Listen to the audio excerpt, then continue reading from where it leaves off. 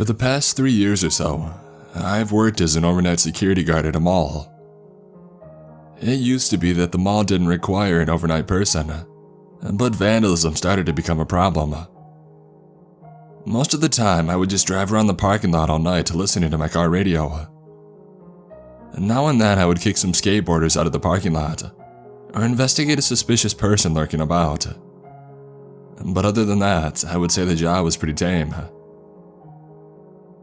Maybe 3 months in, I experienced something a little bit stranger. I noticed that the light to one of the shops was on while driving around the parking lot.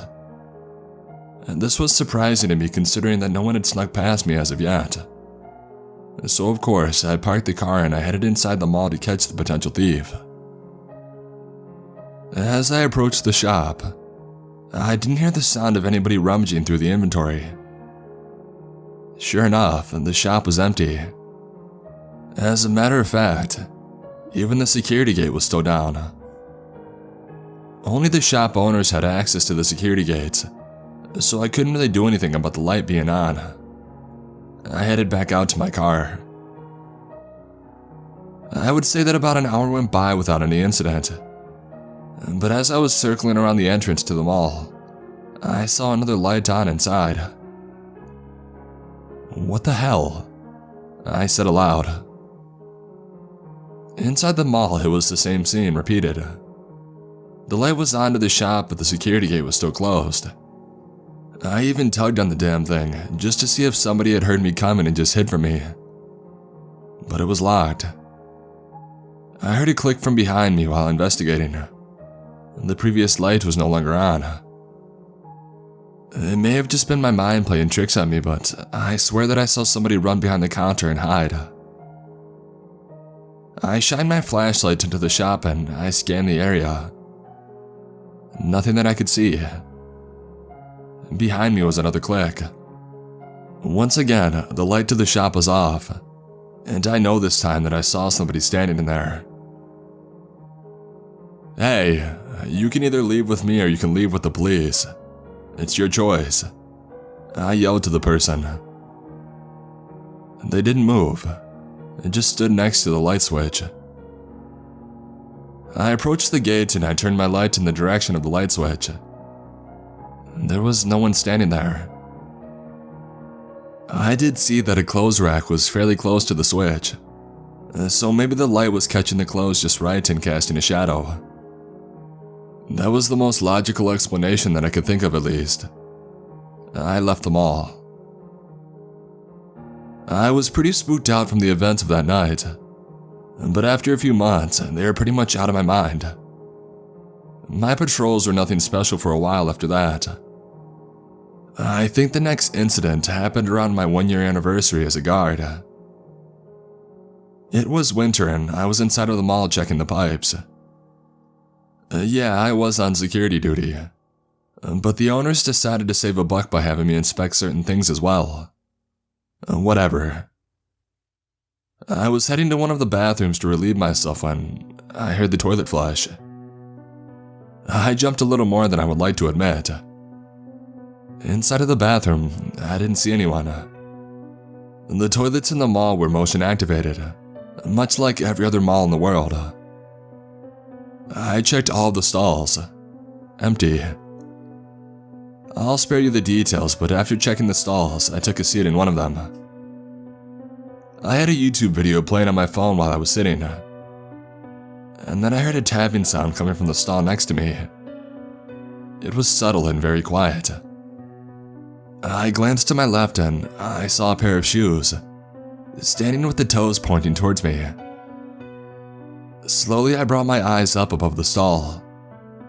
Sure enough, there was the tallest man that I'd ever seen standing over the stall staring down at me. Had I not already been on the toilet, I would have been running home for some new pants. When he saw me notice him, he ducked back beneath the stall. I hopped up and I kicked in the door of the neighboring stall. The damn thing was empty, except for a pair of shoes sitting in the same spot that I had seen them. My heart was thumping like crazy. I went back to my car as quickly as possible after that. If I remember correctly, this happened at around 4 in the morning. I accredited it to my lack of sleep. I was just happy that I had the next day off.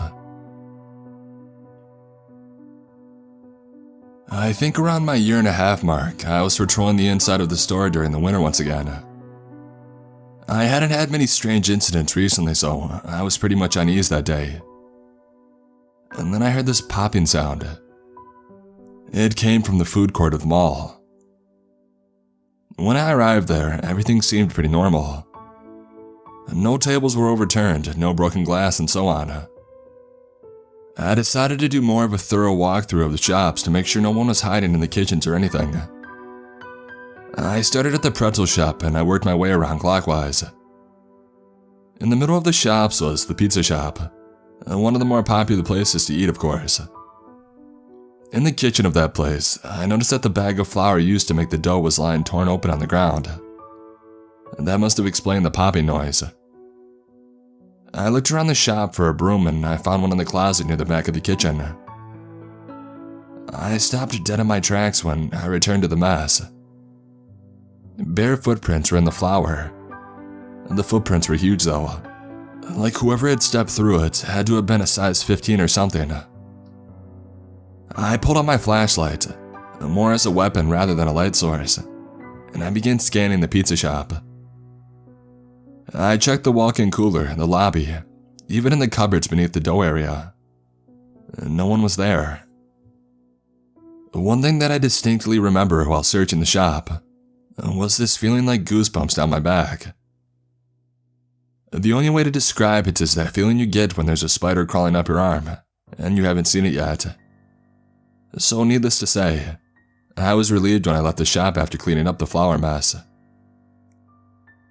As I was leaving the food court, I did notice that the camera was pointed in the direction of the pizza shop.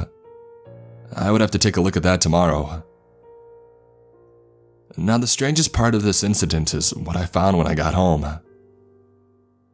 I had taken off my jacket and I was getting ready to wash my uniform for tomorrow, but I noticed some handprints on the shoulders. Now the palms of these prints seemed pretty normal, but the fingers were not. Like the fingers had to have been almost triple the size of the palms.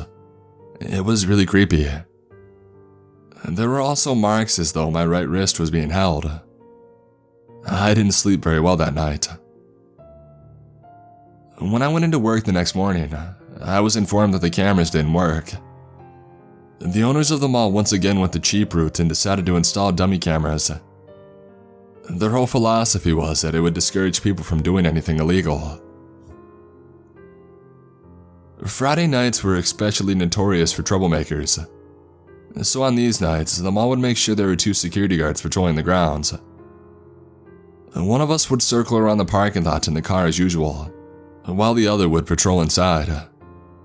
Tonight, I was the one in the car. My radio kicked on and I heard my partner's voice buzzing through.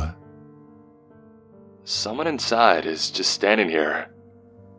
I replied, "You need any help?" There was no answer, only static. I repeated the question, but there was still no answer. I pulled the car over at the entrance to the mall and I decided to go check on my partner. You never know what kind of crazy people could be in there. I entered the mall and I began walking down the main walkway. I shined my light in the stores as I made my way through the dark building. I'm not gonna lie, I was pretty spooked that night. It had only been about a month or so since the food court incident, so it was still fresh in my mind. My radio kicked on again. It was hard to decipher what was said through all the static. "Bath, help." That help sounded very urgent and I began to run towards the bathrooms. I was there in a few minutes and I saw the security radio sitting outside of the bathroom door. There was also the flashlight. It was times like these that I really wish they would give us at least a taser or something. I walked into the bathroom. Inside I see that the stalls are empty, except for one. I could see a pair of shoes. Cautiously I approached the stall. The memory of the tall man came to mind, and I absolutely expected to see him towering above the stall. But he wasn't there. I kicked in the stall door. My partner was on the other side, and I'm pretty sure he jumped as much as I did. Embarrassed, I pulled the stall door shut and I went outside of the bathroom. A few minutes later, he came out as well. "What the hell, man? Can't a guy take a dump in peace?" he said. I replied, "You were asking for help on your radio. I thought something was up." He looked puzzled. I haven't used my radio all night, dude. Are you feeling alright?" No way he hadn't used his radio. The first time I heard him clear as day. Maybe the second one could have been static, but I know the first one was real. "So you're telling me that you just didn't see somebody standing around in here?" I asked.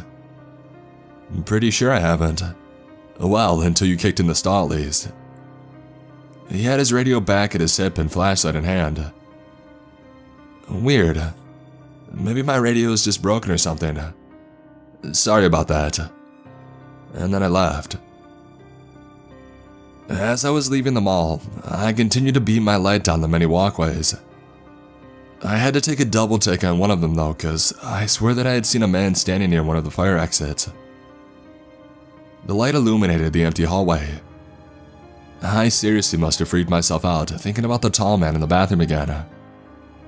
Nothing else really strange happened that night.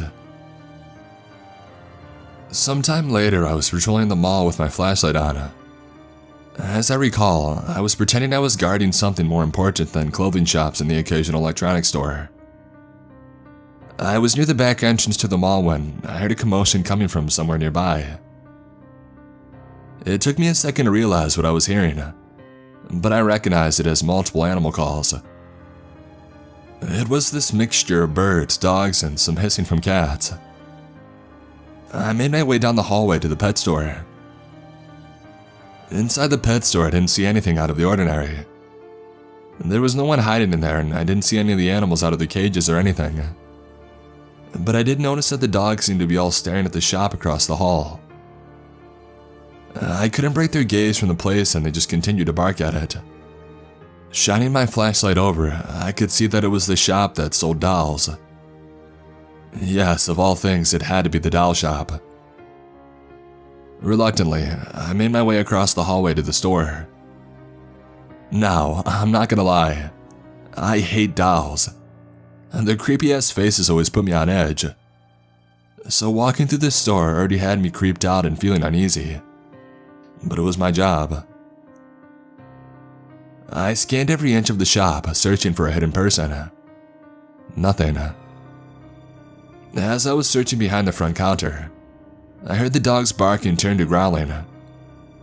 I stood up and I shined the light back into the pet store. From what few cages I could see, the dogs were pressed as far back as they could into their cages, teeth bared. When I actually stepped back out into the open, I ended up tripping over something. When I stood up, all the dolls were facing me.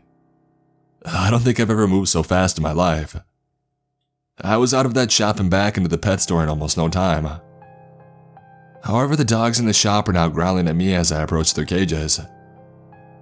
The dogs had been perfectly fine before I had entered that doll shop, but now they acted like I was an abusive owner. I left that shop too. Nothing else happened that night, but I just found that whole incident quite unsettling. I know that with me being scared, I could have imagined all of the dolls' heads facing me, but it still didn't explain the dog's sudden change of attitude towards me. And what's more, when I returned to the pet store a few nights later, the dogs were just fine. They licked my hand and they let me scratch their ears. It was so weird. As I previously mentioned with that incident at the pizza shop, not long after that first incident, the mall manager started getting complaints about things coming up missing from the place. It wasn't like money or anything. It was just a random object like a spatula or a pan. So of course, they asked me to watch the shop a little bit closer, because clearly someone was sneaking past me and stealing from this pizza place.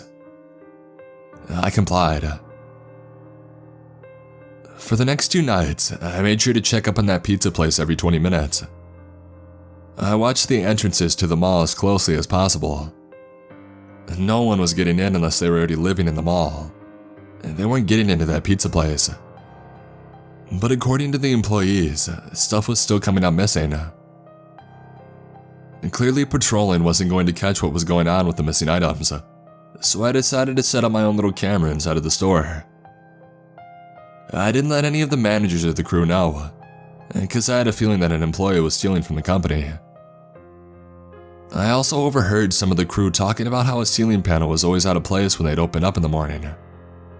Keeping this in mind, I made sure the camera would capture the area where the panel was. Maybe somebody was sneaking in through the roof of the mall. Who knows? That night, I patrolled the mall as usual, and double-checked the pizza shop, and I still didn't see anything out of the ordinary. At the end of my shift, I retrieved the camera from the store and I went home to review the footage. All of this could have been so much easier if the mall would just put up some real cameras. I browsed the footage at a pretty fast pace, so I didn't have to spend my entire day watching security footage. There was absolutely no movement that I could see. At least there wasn't until it was around 4 hours into the video. I watched as my light illuminated the shop, and soon after that I passed by as I made my way into the kitchen during my patrol. Not more than a second after I passed the front counter, the ceiling panel slid open. 2 long thin legs dangled out from the opening. They swung back and forth for a minute, like a child sitting at the edge of a tall chair. That continued on until I saw my light illuminate the front of the store again. The legs never retreated back into the panel as I passed right below them. A chill went up my spine as I watched how close the legs were to me. How hadn't I noticed? My next scheduled shift, I went to investigate the pizza shop. The managers claimed that they hadn't had anything come up missing for a couple of days now, so it coincided with when I put the video camera in the store.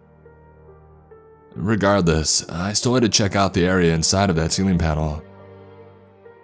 Luckily, it was a Friday night, so if there was anyone in there, I had backup. I was pretty nervous as I pulled a ladder up to the counter, and I pushed the panel out of the way. Inside, it was quite dark as expected. I scanned the area with my light without ever fully entering the space. About 10 feet away, my light seemed to reflect off something metal. I guess I had to climb up there anyway. When I reached the object, I found out that it was a large metal pan. It was one of those ones the shop used to store its shredded cheese in. Inside the pan was a random assortment of utensils, coats, and so many other things from around the mall. I searched down for a little while, hoping to find a squatter who had been living up in the ceiling or something, but there was no one to be found. I turned in the items to the mall owners the next day. When they asked me where I had found them, I just explained that they had been misplaced by the employees. I know damn well they would have replaced me if I told them I had found them in the ceiling. They would just say that I wasn't doing a good enough job and probably end up replacing me, so I kept it to myself. The footage of the legs was pretty creepy, and I refrained from visiting the pizza shop after that. I had a weird feeling near that place after seeing them.